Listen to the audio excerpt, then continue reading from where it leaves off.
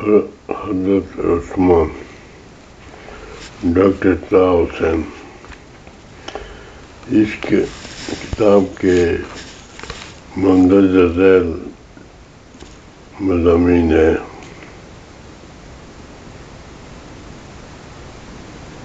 کتاب کا ماخذ، مصنف کا نقطہ نظر، سیاسی تجربہ، اسلام کے سیاسی نظام کی بنیاد مساوات پر ہے۔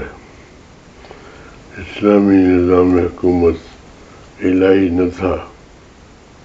اسلام کا نظام حکومت جمہوری نہ تھا۔ اسلام کا نظام حکومت شخصی بادشاہی نہ تھا۔ اسلام کا نظام حکومت خالص عربی نظام تھا۔ اسلامی نظام حکومت کے عناصر: پہلا عنصر دین۔ اسلامی نظام حکومت کا دوسرا عنصر دینی سیادت، قریشی سیادت۔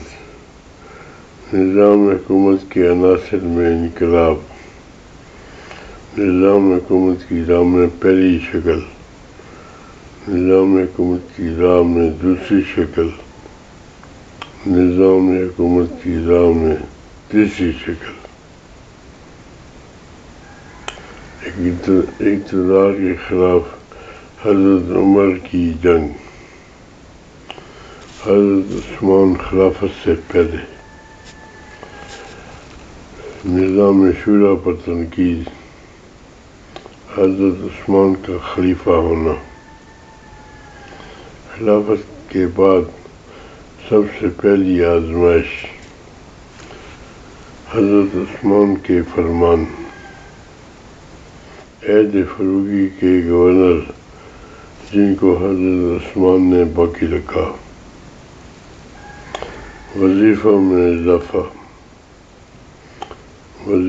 اضافہ اور وفود کی طلبی، صحابہ کبار کو عطیات، حضرت عثمان کی رعایا، قریشی رعایا، انصار رعایا، حضرت عثمان کی رعایا میں تیسرا گروپ، حضرت عثمان کی رعایا میں چوتھا عنصر، اپنے اختیار سے گورنروں کا تقرر، کوفہ میں سعد بن وقاص کا تقرر اور معزولی، ولید بن عقبہ کا تقرر اور اس کے نتائج، کوفہ پر سعید بن العاص کا تقرر، کوفہ میں آبادی کی کثرت، خطرناک اقتصادی انقلاب، اسلام میں بڑی بڑی جاگیروں کی ابتدا، پہلا فتنہ، اخراج اور جلا وطنی، ابو موسیٰ کی بصرہ سے معزولی اور عبید ابن عامر کا تقرر، پورا شام امیر معاویہ کے اقتدار میں، حضرت عمر بن عاص کی معزولی اور ابن ابی سرح کا تقرر،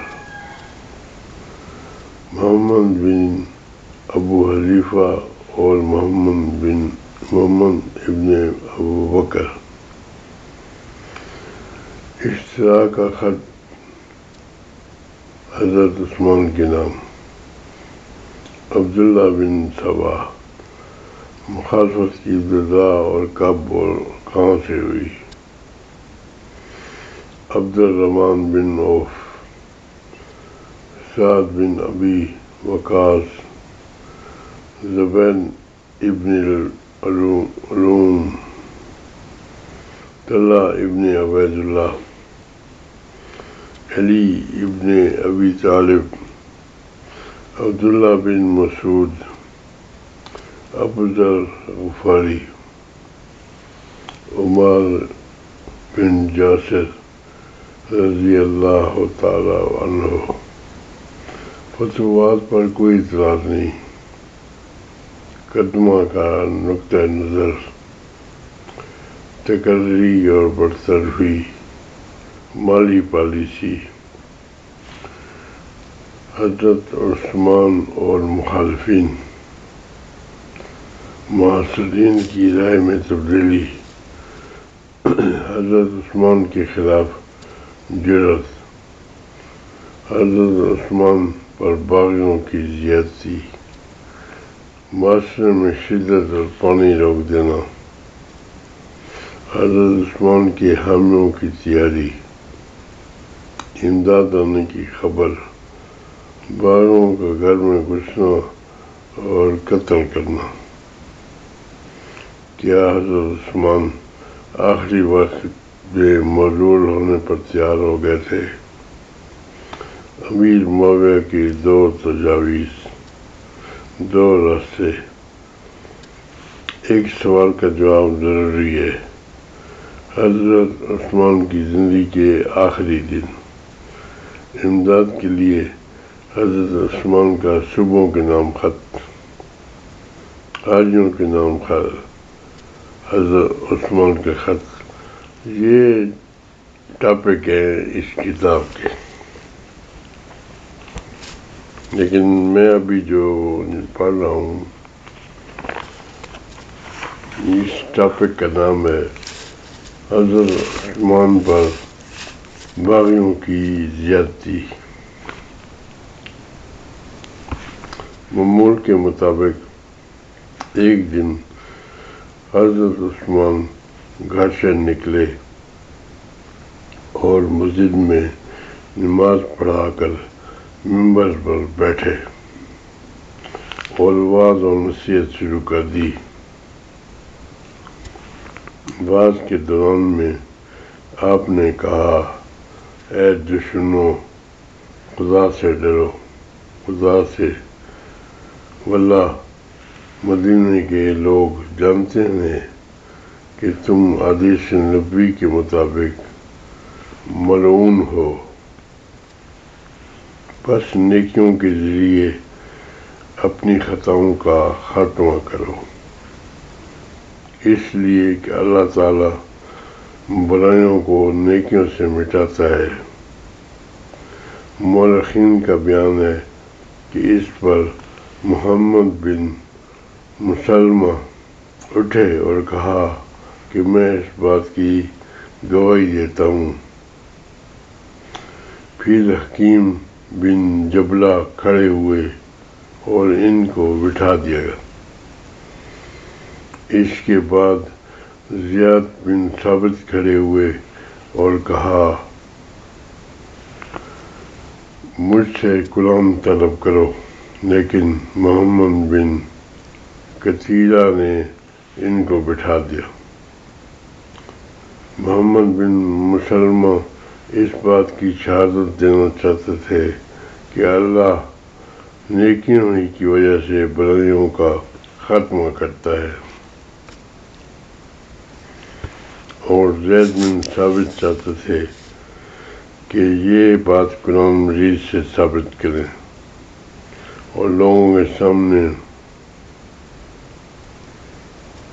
آیات کی تلاوت کریں، لیکن ان دونوں کو لوگوں نے بٹھا دیا۔ پھر جبلہ بن عمر واسادی کھڑا ہوا، جو انصار میں سے ایک شخص تھا، اور کہنے لگا، عثمان، تم ممبر سے نیچے اترو، ہم ایک ابا پہنا کر تم کو ایک بڑے اونٹ پر سوار کریں گے،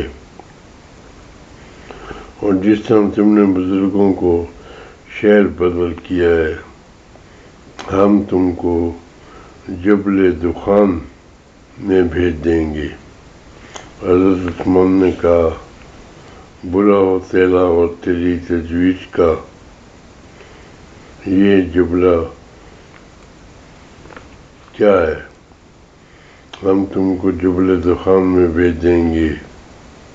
حضرت عثمان نے کہا برا ہو تیرا اور تیری تجویز کا یہ جبلہ حضرت عثمان کو چھیڑا کرتا تھا، یہ جملہ حضرت عثمان کو چھیڑا کرتا تھا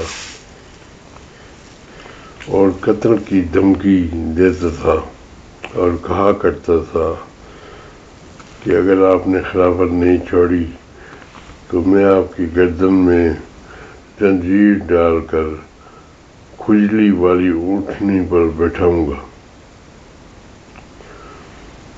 اور جبل دخان پر لے جا کر چھوڑ دوں گا۔ مزید برآں یہ شخص آپ کے گورنروں کے بارے میں اور خاص طور پر مروان اور حکم کے خاندان کے بارے میں آپ کو سخت و سست کہا کرتا تھا۔ جب کوئی اس مسئلے میں ان سے گفتگو کرتا اور یہ جواب دینا چاہتا تو کہا کرتا تھا کہ کل جب میں خدا سے ملوں گا تو واللہ میں اس سے یہ کہوں گا۔ حضرت عثمان جبلہ کا جواب دینا ہی چاہتے تھے کہ جا بہا بن سعید غفاری جو ابوذر کے خاندان کے ہیں اور بیت الرضوان میں شرکت کرنے والے صحابی ہیں، کود کر منبر تک پہنچ گئے اور حضرت عثمان کے ہاتھ سے خطبے کا عصا لے لیا اور اپنی دان پر مار کر اس کو توڑ دیا۔ یہ وہی عصا تھا جسے ہاتھ میں لے کر رسول اللہ صلی اللہ علیہ وسلم اور شیخین خطبہ دیا کرتے تھے۔ رامیوں کا بیان ہے کہ اس دن ان کے پاؤں میں آکڑا کی بیماری پیدا ہو گئی۔ حضرت عثمان نے بعد میں عصا کو جوڑنے کا حکم دیا، پھر لوگوں نے گڑبڑ کی اور ایک دوسرے پر کنکر پھینکنے لگے۔ اس اثناء میں ایک پتھر حضرت عثمان کو اس طرح لگا کہ گر پڑے اور بے ہوشی کی حالت میں گھر پہنچائے گئے۔ اس کے بعد قتل ہو کر ہی گھر سے نکلنا نصیب ہوا۔ معاشرے میں شدت اور پانی روک دینا۔ اس دن کے بعد حقیقت میں باغیوں کی روش بری ہو گئی۔ انہوں نے حضرت عثمان کو مسجد نبوی میں نماز ادا کرنے سے بھی روکا اور ان کی جگہ اپنے ایک آدمی غافقی کو مقرر کیا جو مصریوں کا سردار تھا۔ کبھی کبھی طلحہ بن عبداللہ اور بعض اوقات حضرت علی نماز پڑھاتے تھے۔ اس کے بعد باغیوں نے حضرت عثمان پر پانی روک دیا تاکہ کہ آپ اور آپ کے گھر کے لوگ پیاس کی شدت محسوس کرنے لگے۔ ایک دن کھڑکی سے سر باہر نکال کر آپ نے لوگوں کو یاد دلایا کہ حضرت صلی اللہ علیہ وسلم کے حکم سے انہوں نے بیر روما خریدا اور مسلمانوں کے لیے عام کر دیا۔ نبی نے اس کے صلے میں ان سے جنت کا وعدہ کیا۔ آج اس پر اسی کنویں کا پانی حرام کیا جا رہا ہے اور مجبور کیا جا رہا ہے کہ وہ کھاری پانی سے افطار کریں۔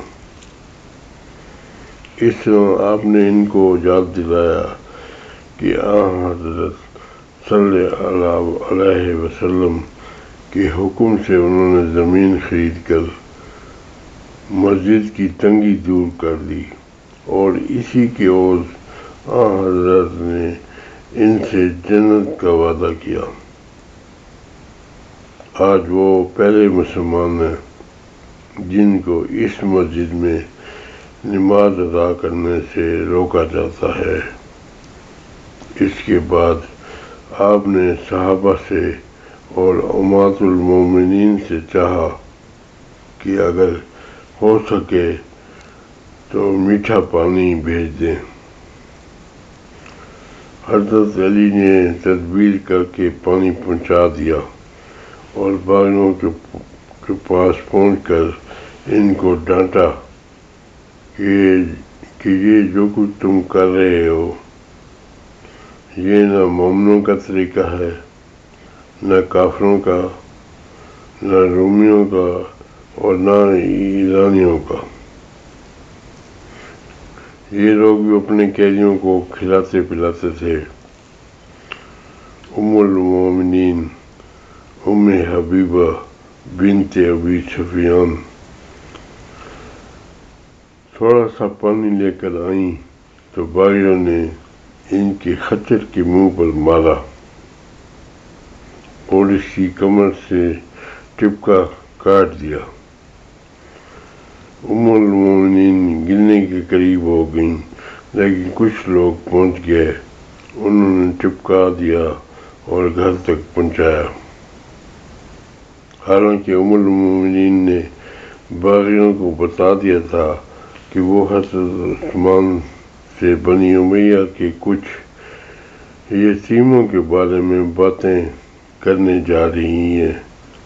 اس سلسلے میں بنی امیہ کی وصیتیں حضرت عثمان کے پاس ہیں، لیکن باغیوں نے ان کی ایک نہ سنی اور نہ کسی بات کی تصدیق کی۔ معاشرے کی شدت میں اکثر صحابہ خانہ نشین ہو گئے اور لوگ اپنے گھروں میں بیٹھ رہے۔ اگر کوئی نکلتا بھی تو تلوار لے کر نکلتا۔ اس کے بعد تو مصیبت بڑھ گئی، خونریزی عام ہوئی۔ حضرت عثمان بار بار کھڑکی سے سر باہر نکال کر باغیوں کو نصیحت کرتے، فتنہ فساد سے بچنے کی تاکید کرتے، اللہ کی آیات اور رسول کی حدیث ان کو یاد دلاتے، لیکن وہ لوگ کچھ نہ سنتے تھے اور نہ کچھ توجہ کرتے تھے، بلکہ بعض اوقات نہایت سخت جوابات دیتے تھے۔ حضرت عثمان کی حامیوں کی تیاری۔ بنی امیہ کے کچھ دلیر اور لڑنے والے افراد اکٹھے ہوئے اور ان کے ساتھ مہاجروں کی جوان اولاد بھی شریک ہو گئی۔ یہ لوگ ایک ساتھ ہو کر حضرت عثمان کے گھر میں داخل ہو گئے اور حفاظت کرنے لگے۔ ان میں عبداللہ بن عمر، عبداللہ بن زبیر، حضرت علی کے دونوں صاحبزادے حسن اور حسین، محمد بن طلحہ تھے۔ حضرت عثمان نے ان میں عبداللہ بن زبیر کو امیر بنایا اور حکم دیا کہ لڑائی نہ کرنا اور اس ارادے پر پختہ طور پر قائم رہنا۔ معاملات میں بڑی نازک صورت اختیار کر لی، حتیٰ کہ لوگوں کو حضرت عثمان کے پاس جانے سے اور گھر والوں کو باہر نکلنے سے روکا گیا۔ امداد آنے کی خبر۔ کچھ دن میں یہی حالت رہی، پھر یہ خبر آئی کہ عراق کی امداد مدینے سے قریب آ چکی ہے اور شام کی امداد وادی قرہ تک پہنچ چکی ہے۔ اس کے بعد راویوں کے بیان میں شدید اختلاف ہے۔ حضرت عثمان کے حامی راوی کہتے ہیں باغیوں کو خطرہ ہوا کہ اگر امداد مدینہ پہنچ گئی تو وہ ان کی راہ میں حائل ہوگی، اس لیے انہوں نے محمد بن ابو بکر کی قیادت میں اپنے چند آدمیوں کو اندر گھسا دیا۔ یہ لوگ عمرو بن حزم کے مکان سے، جو حضرت عثمان کے گھر کے قریب تھا، جس کے بیچ میں چھوٹا سا دروازہ تھا، حضرت عثمان تک پہنچ گئے اور ان کو قتل کر دیا۔ لیکن مخالف راویوں کا بیان ہے کہ ابتدا گھر والوں ہی سے ہوئی اور وہ باغیوں کی طرف دوڑ پڑے۔ حضرت عثمان کھڑکی سے سر نکالے ہوئے تھے کہ باغیوں میں سے ایک شخص نیار بن ایاز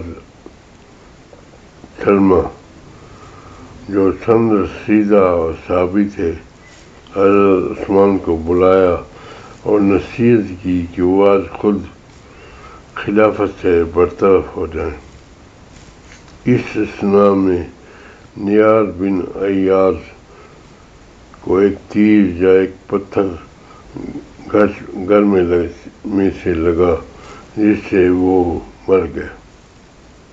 اب باغیوں نے حضرت عثمان سے مطالبہ کیا کہ ہمارے آدمی کے قاتل کو ہمارے حوالے کرو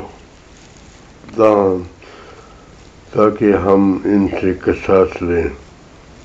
حضرت عثمان نے جواب دیا کہ مجھے کیا معلوم کہ قاتل کون ہے، یا یہ کہا کہ میں ایک ایسے آدمی کو جو میری طرف سے مدافعت کر رہا ہے اور تم میری جان کے خواہاں ہو، کیوں تمہارے حوالے کروں؟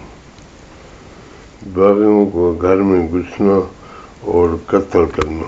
اس کے بعد ایک سخت رات درمیان میں رہی۔ صبح ہوتے ہی باغیوں نے گھر پر حملہ کر دیا اور دروازے میں آگ لگانے لگے۔ تب گھر کے لوگ مقابلے کرنے کے لیے نکلے اور لڑائی میں شدت پیدا ہو گئی۔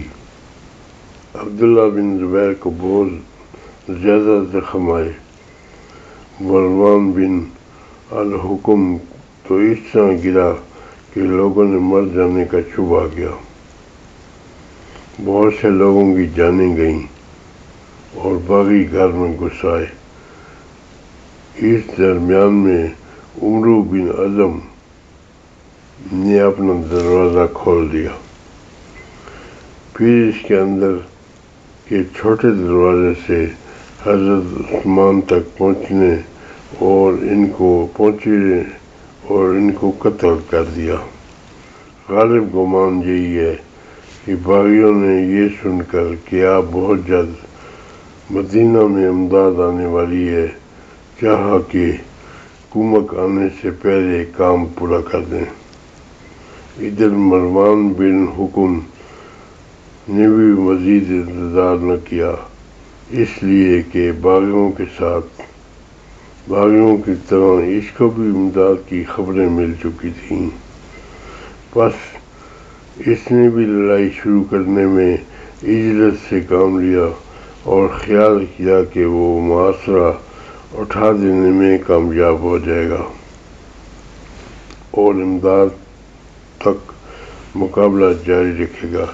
پھر یہ اس کو اچھی طرح نہیں معلوم ہوتا کہ معاویہ اور ابن عامر کو یہ کہنے کا موقع ملے کہ ان کی فوجوں نے آ کر محاصرہ اٹھایا اور انہیں زندگی بخشی۔ بس وہ چاہتا تھا کہ باہر کی امداد ایسی حالت میں آئے کہ وہ اس کو بنی امیہ کے ساتھی میدان میں برسر پیکار ہوں اور داد شجاعت دے رہے ہوں۔ اس لیے وہ اور اس کے ساتھی مقابلے کی دعوت دیتے ہوئے اور رجز پڑھتے ہوئے نکلے۔ حضرت عثمان صبر کرنے اور لڑائی سے باز رہنے کی تاکید فرما رہے تھے، لیکن یہ لوگ ان کی کچھ نہ سنتے تھے اور نہ ہی ان کی باتوں کا جواب دیتے تھے۔ تب حضرت عثمان نے ان لوگوں کو تلوار رکھ دینے کی قسم دی جن سے اطاعت کی امید تھی۔ چنانچہ آپ کے حامیوں کی ایک جماعت نے تلوار رکھ دی، لیکن بنی امیہ باز نہ آئے۔ باہمی خونریزی کی حالت تھی، لوگ حضرت عثمان کے گھر میں گھس رہے تھے اور گھر والے منتشر ہو رہے تھے کہ اتنے میں ایک نکلنے والے نے آواز دی کہ ہم نے ابن عفان کو قتل کر دیا ہے۔ اس کے بعد گھر کے تمام دروازے کھل گئے، گھر اور بیت المال لوٹ لیا گیا۔ فتنہ و فساد کی آگ بھڑک اٹھی اور مسلمانوں پر مصیبت کا سیلاب عظیم آ گیا۔ کیا حضرت عثمان آخری وقت میں معزول ہونے پر تیار ہو گئے تھے؟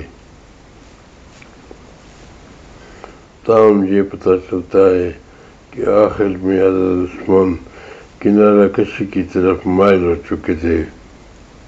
راویوں کا بیان ہے کہ سعد بن ابی وقاص حضرت عثمان کے پاس آئے اور ان سے کچھ سن کر فوراً واپس ہوئے اور مسجد میں جا کر حضرت علی سے ملے اور کہا، ابو الحسن، آئیے میں آپ کو ایسی خبر دیتا ہوں جیسی کسی نے کسی کو نہیں دی۔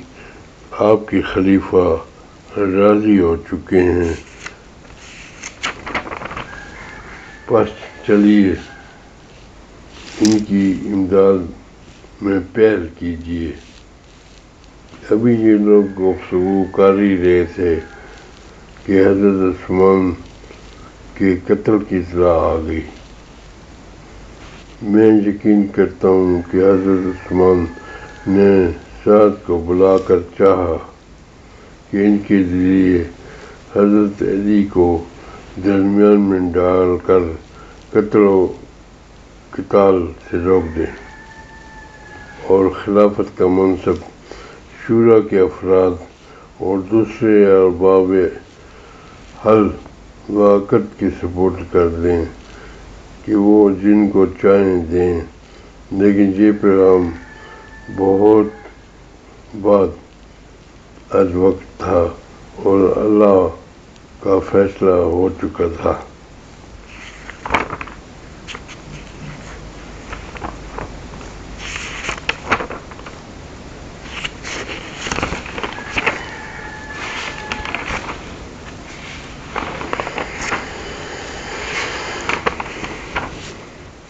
حاجیوں کے نام حضرت عثمان کا خط۔ بسم اللہ الرحمن الرحیم۔ اللہ کے بندے عثمان امیر المومنین کی طرف سے تمام مسلمانوں کے نام، السلام علیکم۔ میں تم سے اس خدا کی تعریف بیان کرتا ہوں جس کے سوا کوئی معبود نہیں۔ اما بعد، میں تمہیں اس خدائے بزرگ و برتر کی یاد دلاتا ہوں جس نے تم پر انعام کیا، تم کو اسلام سکھایا اور گمراہی سے بچایا، کفر سے نکالا، تم کو نشانیاں بتائیں، رزق میں وسعت بخشی، دشمن پر غالب کیا، اپنی نعمتوں سے ڈھانک لیا، چونکہ ارشاد خداوندی ہے،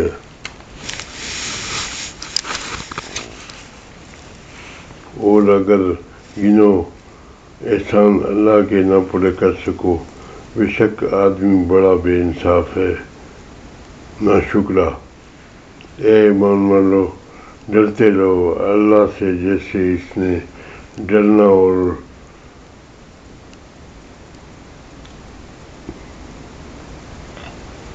اور مضبوط پکڑو رسی اللہ کی، سب مل کر پھوٹ نہ ڈالو، اور یاد کرو احسان اللہ کا کہ اپنا اوپر جبکہ تھے تم آپس میں دشمن، پھر الفت دی تمہارے دلوں میں،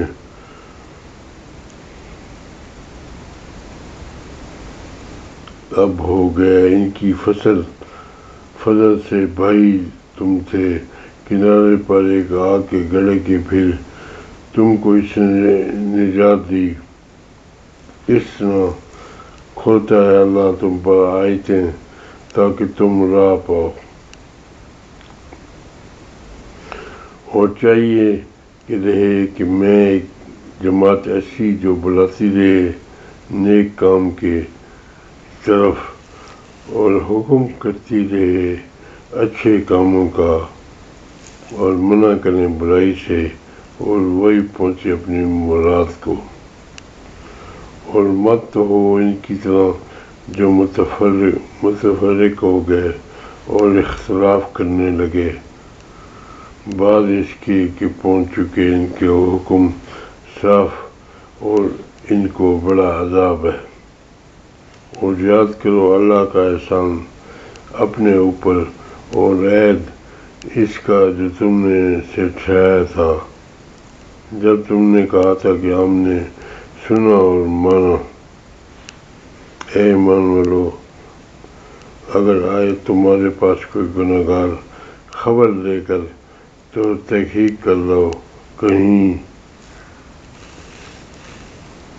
جان نہ پڑو کسی قوم پر نادانی سے، پھر کل کو اپنے کیے پر لگو پچھتانے۔ اور جان لو کہ تم میں رسول ہے اللہ کا، اگر وہ تمہاری بات مان لیا کرے بہت کم میں تو تم پر مشکل پڑے، اللہ کی محبت ڈال دی تمہارے دل میں ایمان کی، اور کھپا دیا اس کو تمہارے دلوں میں، اور نفرت ڈال دی تمہارے دل میں کفر، گناہ اور نافرمانی کی۔ وہ لوگ وہی ہیں نیک راہ پہ اللہ کے فضل اور احسان سے، اللہ سب کچھ جانتا ہے حکمتوں والا۔ جو لوگ مول لیتے ہیں اللہ کا اقرار پر اور اپنی قسموں میں تھوڑا سا مول، ان کا کچھ حصہ نہیں آخرت میں، اور نہ بات کرے گا ان سے اللہ، اور نہ نگاہ کرے گا ان کی طرف قیامت کے دن، اور نہ پاک کرے گا ان کو، اور ان کے واسطے عذاب ہے۔ تو ڈرو اللہ سے جہاں تک ہو سکے، اور سنو اور مانو، اور خرچ کرو اپنے بھلے کو، اور جس کو بچا دیا اپنے جی کے لالچ سے تو وہ لوگ وہی مراد کو پہنچے۔ اور پورا کرو عہد اللہ کا جب آپس میں عہد کرو، اور نہ توڑو قسموں کو پکا کرنے کے بعد، اور تم نے کہا ہے اللہ کا اچھا دامن، اللہ جانتا ہے اور جو تم کرتے ہو۔ اور مت رہو جیسے وہ عورت کو توڑا اس نے اپنا سوٹ کاتا ہوا محنت کے بعد، ٹکڑے ٹکڑے کر کے ٹھہراؤ اپنی قسموں کو دخل دینے کا بہانہ ایک دوسرے میں، اس واسطے کہ ایک فرقہ جو چڑھا ہوا اور دوسرے سے، یہ تو اللہ پرکھتا ہے اور تم کو اس سے اور آئندہ کھول دے گا۔ اللہ تم کو قیامت کے دن جس بات میں تم جھگڑ رہے تھے، اور اللہ چاہتا تو تم سب کو ایک ہی فرقہ کر دیتا، تاکہ راہ بلاتا ہے جس کو چاہے، سمجھاتا ہے جس کو چاہے، اور تم سے پوچھ ہوگی جو کام تم کرتے تھے، اور نہ ٹھہراؤ اپنی قسموں کو دھوکہ، آپس میں ڈگ نہ جائے کسی کا پاؤں جمنے کے پیچھے، اور تم چکھو سزا اس بات کی کہ تم نے روکا اللہ کی راہ سے، تم کو بڑا عذاب ہو۔ اور نہ لو اللہ کے عہد پر مول تھوڑا، بے شک جو اللہ کے یہاں سے وہی بہتر ہے تمہارے حق میں، اگر تم جانتے ہو۔ جو تمہارے پاس ہے ختم ہونے والا ہے، جو اللہ کے پاس ہے کبھی ختم نہ ہوگا، اور ہم بدلے میں صبر کرنے والوں کو ان کا حق اچھے کاموں پر جو وہ کرتے تھے۔ اے ایمان والو، حکم مانو اللہ کا، اور حکم مانو رسول کا، اور حکموں کا اور حاکموں کا جو تم میں سے ہوں۔ پھر اگر جھگڑ پڑو کسی چیز میں تو اس کو رجوع کرو طرف اللہ کے اور رسول کے، اگر یقین رکھتے ہو اللہ پر اور قیامت کے دن پر۔ یہ بات اچھی ہے اور بہت بہتر ہے اس کا انجام۔ اور وعدہ کر لیا اللہ نے ان لوگوں سے جو تم میں ایمان لائے ہیں اور کیے ہیں انہوں نے نیک کام، البتہ پیچھے قائم کر دے گا ان کو ملک میں جیسا حاکم کیا تھا ان سے اگلوں کو، اور جما دے گا ان کے لیے دین ان کا جو پسند کر دیا، ان کے واسطے ان کو دے گا ان کے ڈر کے بدلے میں امن۔ میری بندگی کریں گے، شریک نہ کریں گے میرا کسی اور کو۔ جو کوئی ناشکری کرے گا اس کے پیچھے، سو وہی لوگ ہیں نافرمان یعنی پیغمبر، جو لوگ صلح حدیبیہ کے وقت تمہارے ہاں لڑنے مرنے کو بیعت کر رہے ہیں، وہ تم سے نہیں بلکہ خدا ہی سے بیعت کر رہے تھے، تمہارا نہیں بلکہ خدا ہی کا ہاتھ ان کے ہاتھ پر ہے۔ جو ایسا پکا قول و قرار کرنے کے بعد اس کو توڑے گا تو توڑنے کا وبال خود اس پر پڑے گا، اور جو اس عہد کو پورا کرے گا تو اس نے خدا کے ساتھ کر لیا، نہ ان قریب خدا ان کو بڑا اجر دے گا۔ اما بعد، خدا بزرگ و برتر تمہارے اتحاد اور اطاعت سے خوش ہے، نہ فرمانی، نہ اتفاقی اور اختلاف سے بچنے کی تاکید کرتا ہے۔ پہلے کے لوگوں نے جو کچھ کیا ان کو اس نے تم کو خبر کر دی ہے، اگر تم نافرمانی کرو تو تم پر حجت قائم رہے، پس خدا بزرگ و برتر کی نصیحت قبول کرو اور اس کے عذاب سے بچو۔ تم برباد ہونے والی قوموں میں دیکھو گے کہ ان کی تباہی کا سبب باہمی اختلاف ہے، الا یہ کہ ان کو متحد کرنے والا کوئی ہو۔ اگر تم متحد نہ رہے تو متفقہ نماز نہیں پڑھ سکو گے، دشمن تم پر مسلط کر دیا جائے گا، اور تم میں سے بعض کی آبروریزی کریں گے، اور جب ایسا ہونے لگے گا تو اللہ کے لیے کوئی دین نہ ہوگا، اور تم ٹولیوں میں بٹ جاؤ گے۔ اللہ جل نے اپنے رسول اللہ صلی اللہ علیہ وسلم سے فرمایا، اے پیغمبر، جن لوگوں نے اپنے دین میں تفرقہ ڈالا اور کئی فرقے بن گئے، تم کو ان جھگڑوں سے کچھ سروکار نہیں، ان کا معاملہ بس خدا کے حوالے کر دو، اس کا حساب لے گا، پھر جو کچھ دنیا میں کیا کرتے تھے ان کا نیک و بد ان کو بتا دے گا۔ میں تم کو خدا کا دیا ہوا حکم دیتا ہوں اور اس کے عذاب سے ڈراتا ہوں۔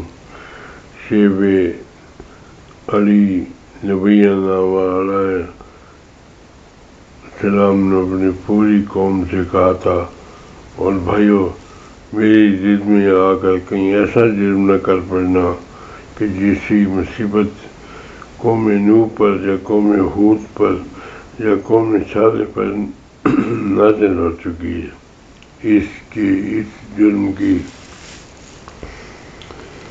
پاداش میں ویسی مصیبت تم پر بھی نازل ہو، اور قوم لوط کے کھنڈر تم سے کچھ ایسے دور نہیں، ان کو دیکھ کر عبرت پکڑ سکتے ہو اور اپنے پروردگار اپنے پیچھے گناہوں کی معافی چاہو، پھر آئندہ کے لیے اس کی جناب میں توبہ کرو، بے شک میرا پروردگار بڑا مہربان محبت کرنے والا ہے۔ اما بعد، جو لوگ میرے متعلق یہ باتیں کہتے ہیں وہ بظاہر اللہ کی کتاب کی طرف دعوت دیتے ہیں اور حق کی طرف بلاتے ہیں، وہ کہتے ہیں کہ دنیا ان کا مقصود نہیں، پھر ان کے سامنے پیش کیا گیا تو لوگ مختلف خیال ہو گئے، کسی نے حق کا دامن پکڑ لیا، کسی نے انکار کیا، کسی نے محض اس شوق میں کہ بعز اور بحق منصب خلافت حاصل کریں حق کو چھوڑ دیا۔ میری عمر کے ساتھ اقتدار کے لیے ان کی امیدیں بھی طویل ہو چکی ہیں، اس لیے وہ عجلت سے کام لے رہے ہیں۔ انہوں نے آپ لوگوں کو لکھا ہے کہ وہ میرے وعدے کے سلسلے میں دوبارہ آئے ہیں،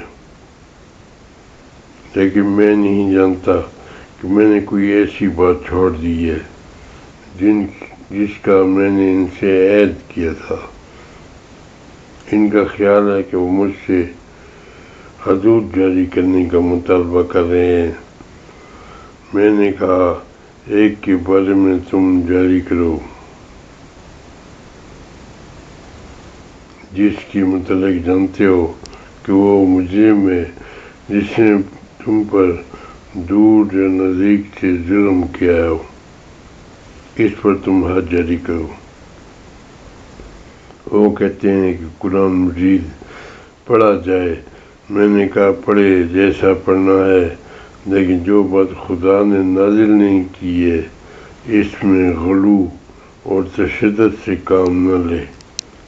انہوں نے کہا، درماندہ اور بے کسوں کی مالی امداد ہونی چاہیے، مال کے ذریعے اچھی اور مفید رائے نکالنی چاہیے، خمس اور صدقات کے بارے میں بدعنوانی نہیں ہونی چاہیے، اچھے قومی ایماندار اور متقی افراد کو حاکم بنانا چاہیے، مظلوموں کو انصاف ملنا چاہیے۔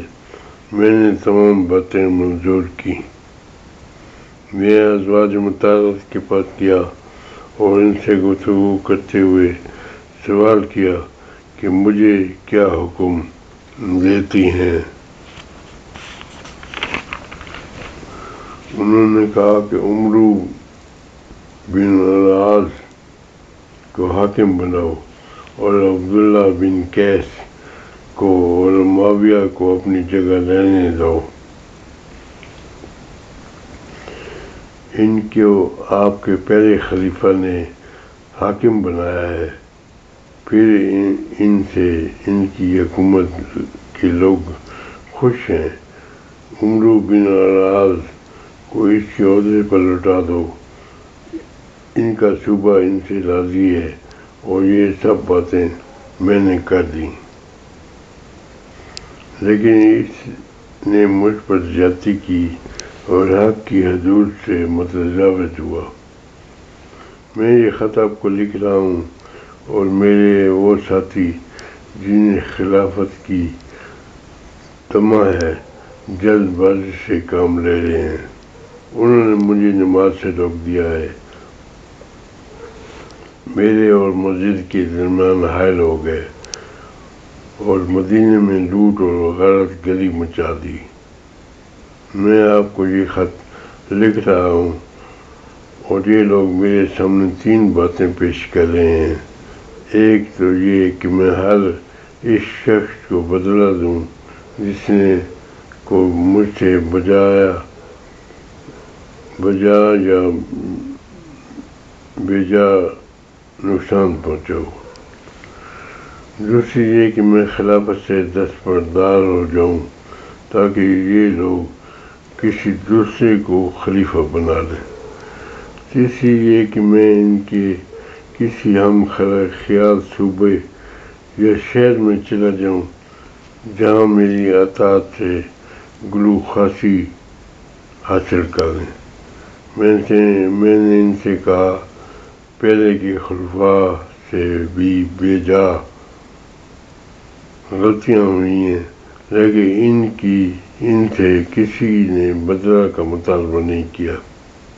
میں جانتا ہوں کہ یہ لوگ میری جان کے پیچھے پڑے ہوئے ہیں۔ اب رہی یہ بات کہ میں اللہ عز و جل کے کام اور خلافت سے دستبردار ہو جاؤں تو مجھے یہ گوارا نہیں۔ اس سے زیادہ پسندیدہ میرے لیے یہ ہے کہ مجھ پر کتے چھوڑ دیے جائیں۔ اب رہا شہروں میں میرا بھیجا جانا جہاں لوگ میری اطاعت سے انکار کریں تو میں ان کا کوئی مختار نہیں ہوں۔ پہلے بھی میں نے اپنی اطاعت پر ان کو مجبور نہیں کیا تھا، انہوں نے اپنی اصلاح اور خدا کی خوشنودی کے لیے خود ہی اطاعت کا اعلان کیا۔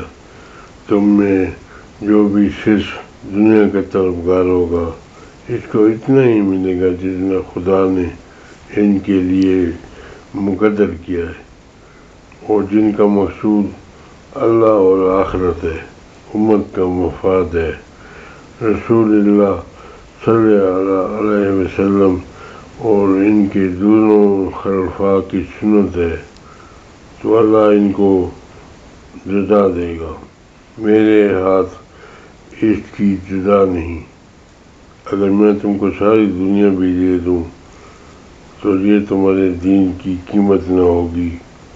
بس خدا سے ڈرو اور جو کچھ اس کے پاس ہے اس کا ٹھیک اندازہ کرو۔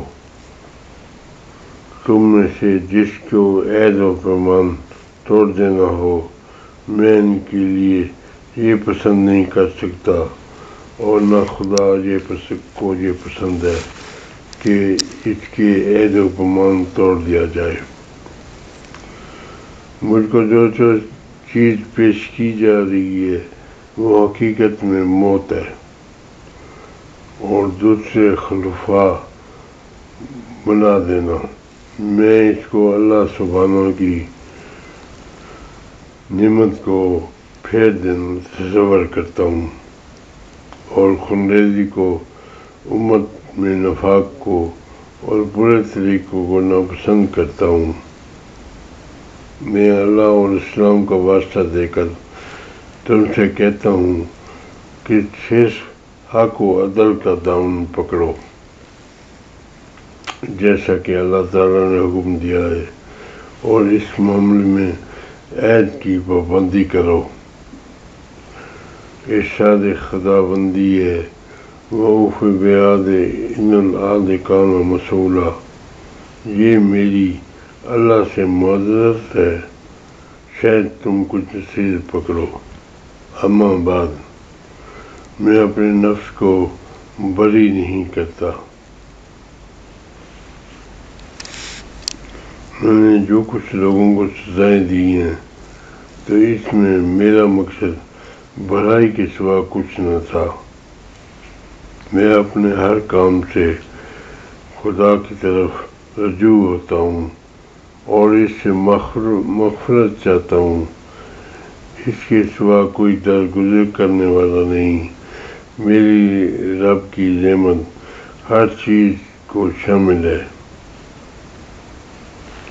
میں خدا سے تمہاری اور اپنی مغفرت چاہتا ہوں اور چاہتا ہوں کہ اس امت کے دل بھلائی پر جمع کر دے اور فسق سے دور رکھے۔ والسلام علیکم ورحمۃ اللہ وبرکاتہ۔ یا ایھا المؤمنون المسلمون۔ پر یہ حضرت کا خط ختم ہو جاتا ہے۔